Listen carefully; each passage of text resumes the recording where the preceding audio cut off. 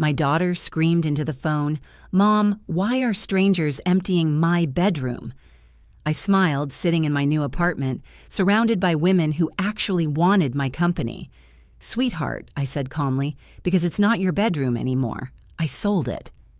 My name is Donna Mitchell, and I'm 72 years old. Before we get into this story, I'd love to know, where are you watching from today?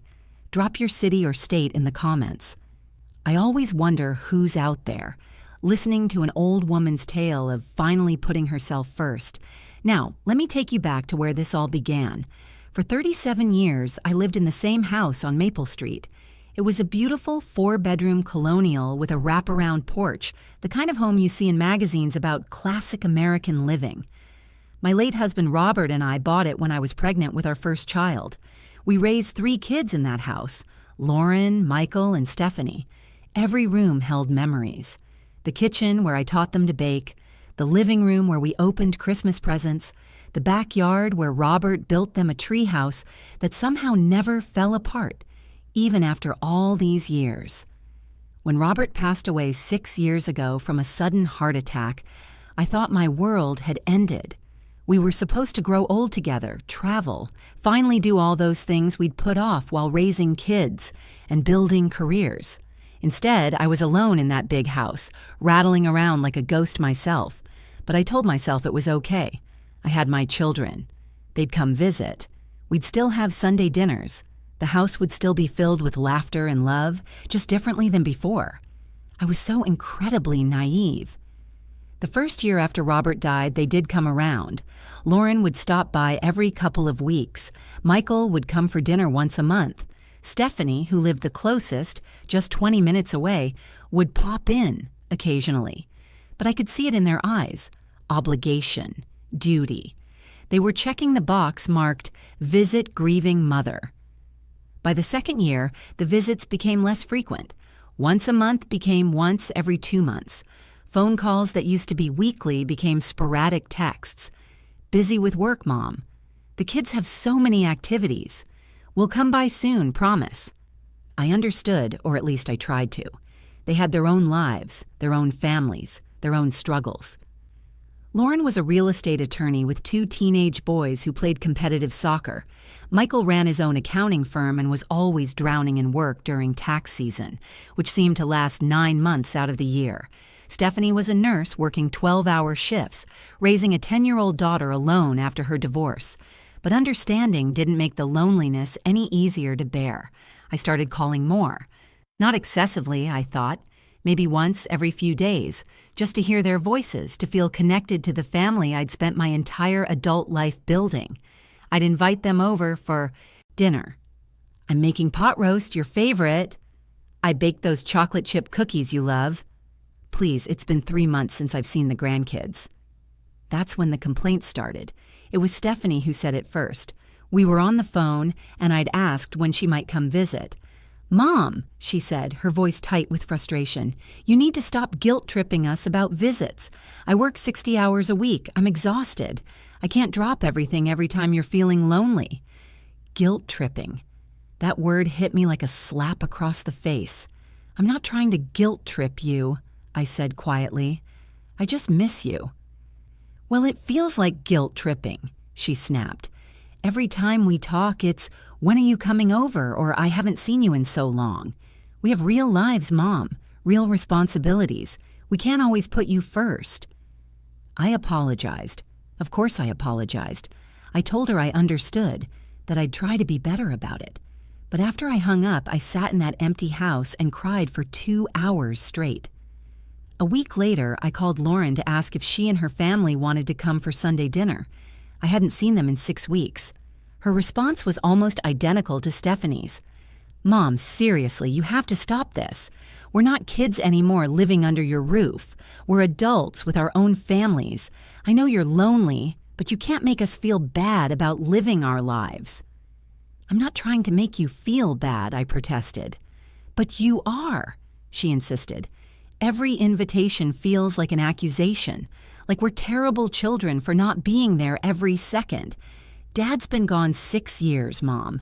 At some point, you need to build your own life instead of waiting for us to fill the void." Those words cut deeper than anything Stephanie had said. Build my own life, as if the life I'd built, centered around my family, around being a mother and grandmother, somehow didn't count. Michael was gentler when he finally addressed it, but the message was the same. Mom, I love you, but you need to give us some space. We'll come visit when we can, but you calling and asking all the time makes us want to come less, not more. It's pressure, and none of us need more pressure in our lives. So I stopped. I stopped calling, except for birthdays and holidays. I stopped extending invitations. I stopped asking when I'd see the grandkids.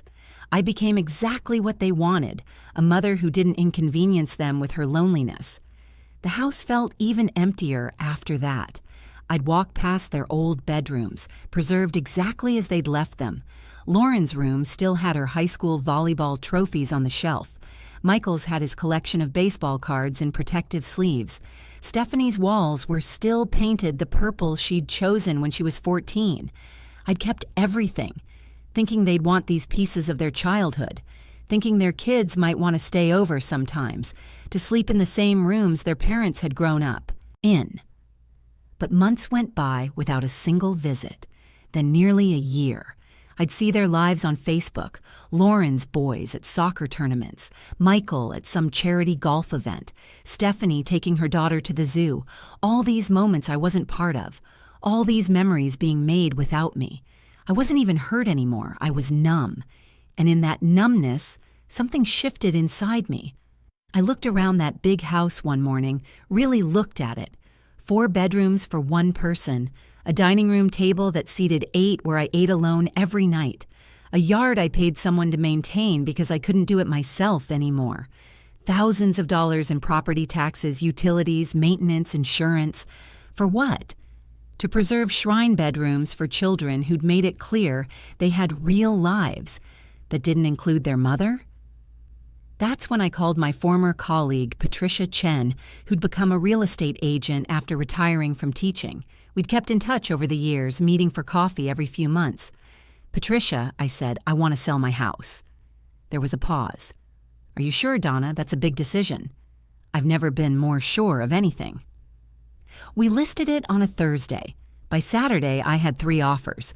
The market in our area was hot, and a well-maintained 4-bedroom in a good school district? It was gone in a week. I accepted an offer $15,000 over asking price. I didn't tell my children, not when I listed it, not when I accepted the offer, not when I started packing. Why would I? They'd made it clear that what I did with my life was my business as long as I didn't bother them about it. I hired an estate sale company to handle most of the furniture.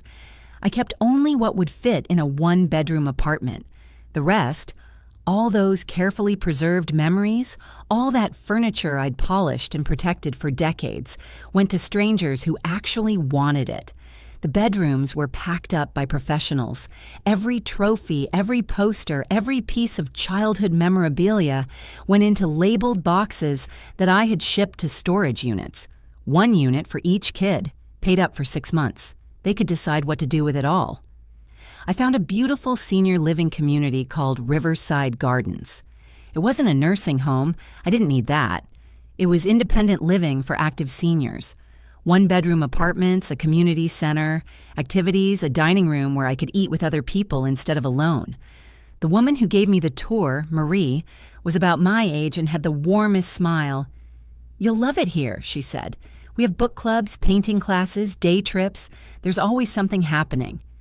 "That sounds wonderful," I said, and meant it. I moved in on a Tuesday.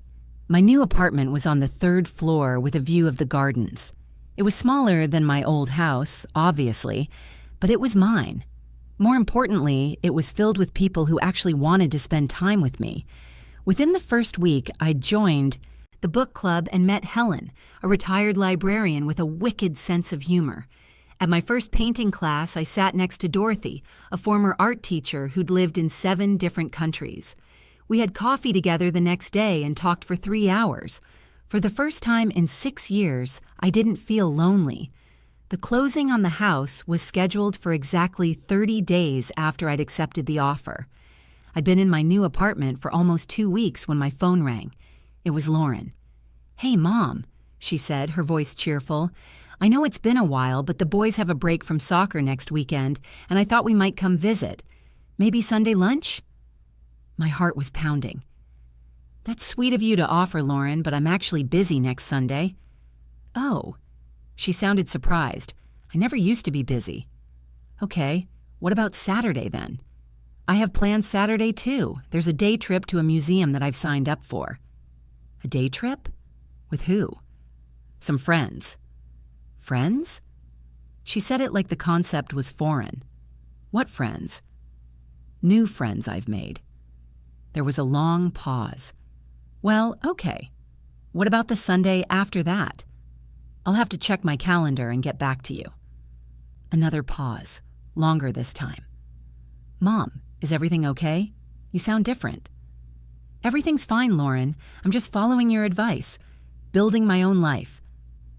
We hung up shortly after. I could tell she was confused, but I didn't elaborate. 3 days later, the moving truck arrived at the old house to empty out the last of the contents for the new owners. This was the day before closing. My phone rang at 2 in the afternoon. It was Stephanie, and she was nearly hysterical. "Mom, what the hell is going on? I just drove by the house and there are movers there. There's a truck. They're emptying everything." I took a sip of my tea, sitting in the community room with Helen and Dorothy. We'd been discussing the book we'd just finished. Yes, the new owners are moving in tomorrow. "New owners? What are you talking about?" "I sold the house, Stephanie." The silence on the other end was deafening. Then, almost in a whisper, "You sold it?" "Yes." "When? Why didn't you tell us?" "I sold it about a month ago, and I didn't tell you because my life and my decisions aren't your concern. Those were your words, weren't they? That you have real lives and can't always put me first?" "That's not—" "Mom, that's completely different. That was our childhood home." "No," I corrected her gently. "It was my house. You grew up there, yes, but you moved out 20 years ago.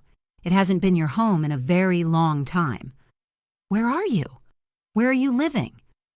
"I'm in a lovely apartment at Riverside Gardens. It's a senior living community." "Senior living?" She was practically screaming now. "You put yourself in a home without even discussing it with us?" "It's not a home, Stephanie. It's independent living. And why would I discuss it with you? You made it very clear that you're too busy with your real life to be bothered with mine.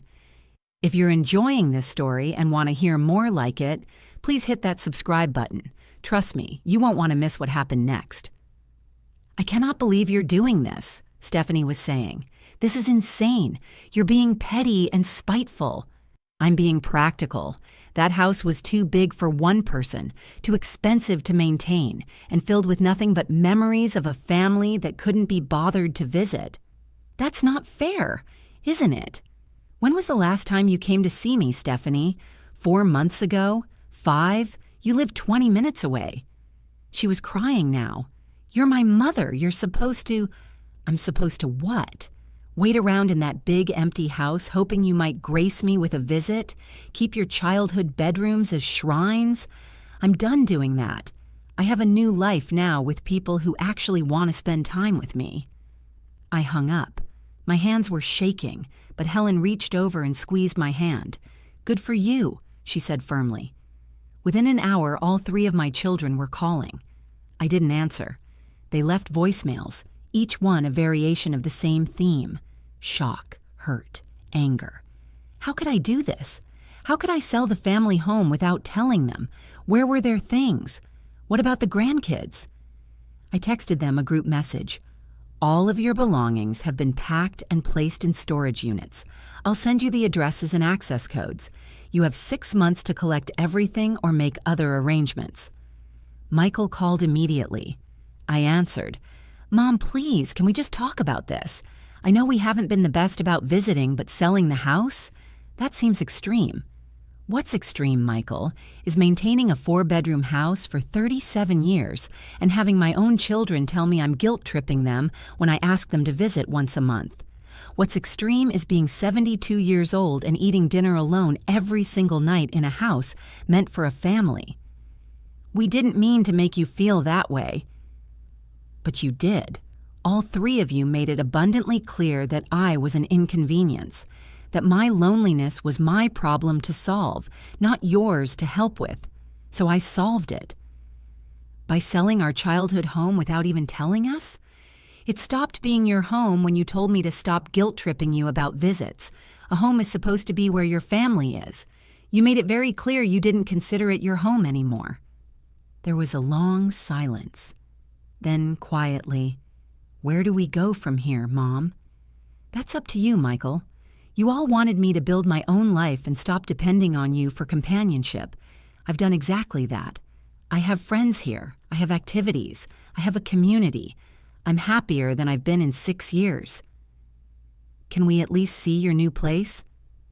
When I'm ready to have you visit, I'll let you know. Right now, I'm busy settling in and enjoying my new life. No, the real life you told me I needed to build." I hung up again. The closing happened the next day without a hitch. I signed the papers at the title company, accepted a check for $847,000 after paying off the remaining mortgage and all fees, and walked out of there a free woman. That money went straight into investments and a high-yield savings account. I was set for the rest of my life. The monthly cost at Riverside Gardens was covered by my Social Security and Robert's pension. The rest of the money would be there for whatever I needed: travel, hobbies, or just security. My children continued calling, but I took my time responding. I wasn't trying to punish them. I was simply prioritizing my own life the way they'd prioritize theirs. Lauren showed up at Riverside Gardens unannounced about a week after the closing. The receptionist called up to my apartment. "There's a Lauren Mitchell here to see you. Should I send her up?" I thought about it for a moment. "Tell her I'll meet her in the lobby in 15 minutes.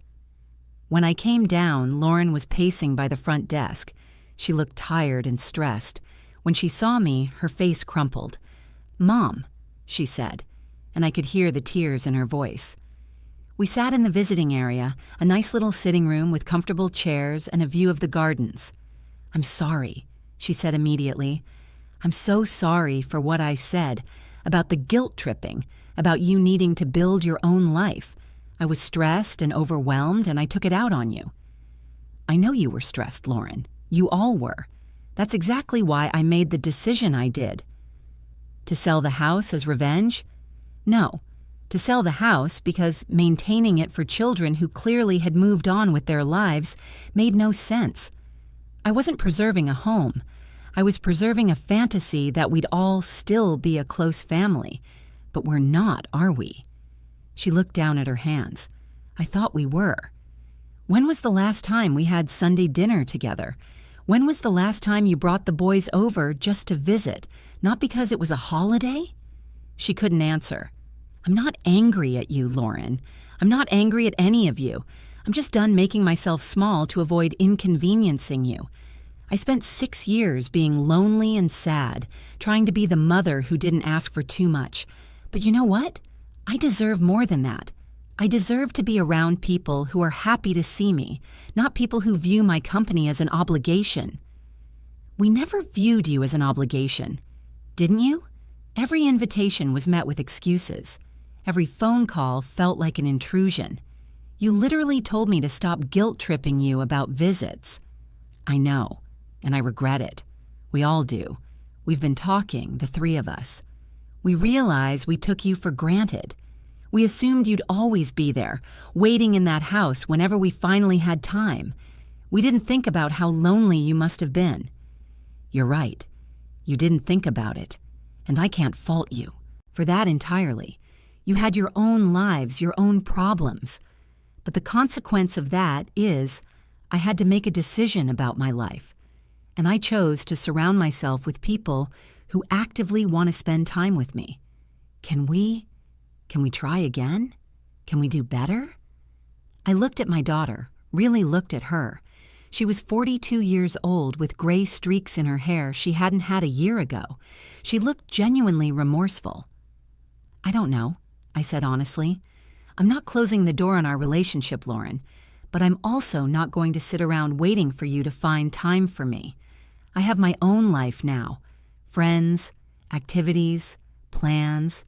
If you want to be part of my life, you're going to have to make an actual effort, not just show up when guilt or shock motivates you. I understand. Do you?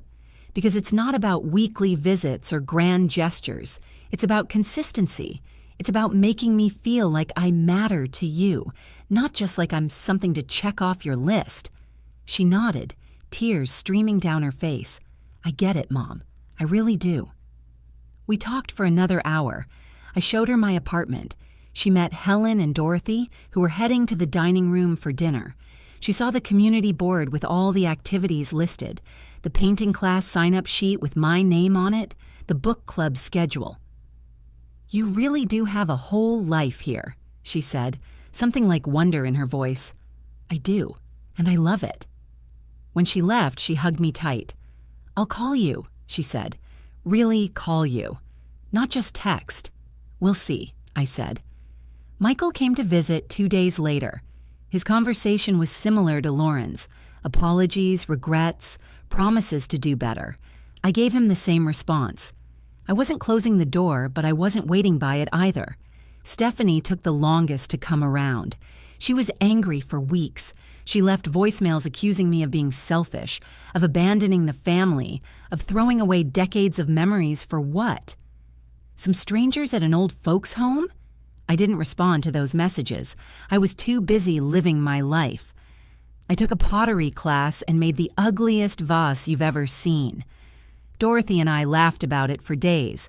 I joined a walking group that went around the local park every morning. I discovered I loved watercolor painting. I went on a day trip to a winery with 15 other residents and had the best time. I was happy, genuinely, truly happy. About 6 weeks after the house sold, Stephanie finally came to visit. She didn't call ahead. She just showed up, like Lauren had, and the receptionist called up. This time, I almost didn't agree to see her, but I did. She looked terrible. Her eyes were red and puffy like she'd been crying for days. We sat in the same visiting room where I'd talked with Lauren. I've been horrible to you, she said without preamble. Not just about the house. For years, I made you feel like you were a burden when you're my mother and you just wanted to see me. Yes, I said. Simply, you did. I don't know how to fix this. I'm not sure you can, Stephanie, at least not right away. She flinched. Are you saying you don't want a relationship with me? I'm saying that relationships take work, and for 6 years, I was the only one working. I reached out, I invited, I tried, and I was told I was guilt-tripping you, that you had a real life and I needed to build my own. So I did. I was wrong. Yes, you were. But more than that, you were hurtful. You made me feel like my grief, my loneliness, my desire to be close to my family was something shameful, something I needed to hide so I wouldn't inconvenience you. She broke down completely, sobbing into her hands. Part of me wanted to comfort her like I always had. But another part of me, the part that had spent 6 years crying alone in that big house, stayed where I was. I'm not going to apologize for selling the house, I said. I'm not going to apologize for moving here, and I'm not going to apologize for finally putting myself first. I don't want you to apologize, she said through her tears. I want to apologize. I want to be better. I want to be the daughter you deserve. Then be that daughter, not just today, not just because you're shocked that I actually took action. Be that daughter consistently. She looked up at me. Can I start now? And here's what surprised me. Part of me wanted to say no, wanted to make her hurt the way I'd hurt. But I'd learned something in these weeks at Riverside Gardens, surrounded by new friends and new experiences. Holding on to pain doesn't heal it. It just makes you bitter. You can start now, I said. But Stephanie, I mean it. This isn't about grand gestures or guilt. It's about showing up, consistently, whether I'm in a crisis or not. She nodded. Can I take you to lunch? We went to a small cafe nearby. We talked for 2 hours. Really talked, not just surface conversation. She told me about her struggles as a single mother, about how exhausted she was, about how she'd been so focused on surviving that she'd stopped thinking about anything else. I listened. I understood. but I also didn't excuse it. Being busy is valid, I said. Being overwhelmed is real. But you know what? I was busy too. I raised 3 children, worked part-time, took care of your father when he was sick. We all have struggles, Stephanie. That doesn't mean we get to neglect the people who love us. She absorbed that quietly. Conclusion. That was 3 months ago. I'm still at Riverside Gardens, and I'm still loving it. Helen and I take pottery class together every Thursday. Dorothy and I painted a landscape last week that's actually hanging in my apartment. I've been on 4-day trips with the group here, and next month we're taking a 3-day excursion to Asheville. My children? They're trying. Really trying. Lauren calls every Sunday evening. We talk for about 30 minutes, and it's not forced anymore. She brought the boys to visit last month, and they actually seemed interested in hearing about my painting class. One of them wants to try pottery. Michael comes by every other week for coffee. We sit in the garden here and just talk about his work, about my activities, about life. It's nice. It's real. Stephanie has been the most consistent, which surprised me. She comes every week, sometimes just for an hour on her way home from work. She met Helen and Dorothy and actually enjoyed their company. Last week, she brought her daughter, and watching Emma explore the gardens here made me realize something. My grandchildren don't need shrine bedrooms in a house full of ghosts. They need a grandmother who's happy and present. And that's what I am now. Do I regret selling the house? Not for a second. That house was a beautiful part of my past, but it was keeping me trapped there. I'm 72 years old, and I finally learned that it's okay to choose yourself. It's okay to say, I deserve better, and actually do something about it. My children learned something too. They learned that I'm not just mom, waiting in the wings for whenever they have time. I'm Donna. I'm a person with my own life, my own friends, my own joy, and I won't settle for crumbs of attention from anyone, not even my own children.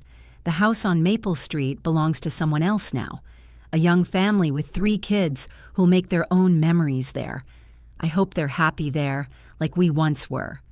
As for me, I'm happy right where I am, surrounded by friends who choose to spend time with me, living a life that's full and rich and mine, and that's worth more than any house could ever be.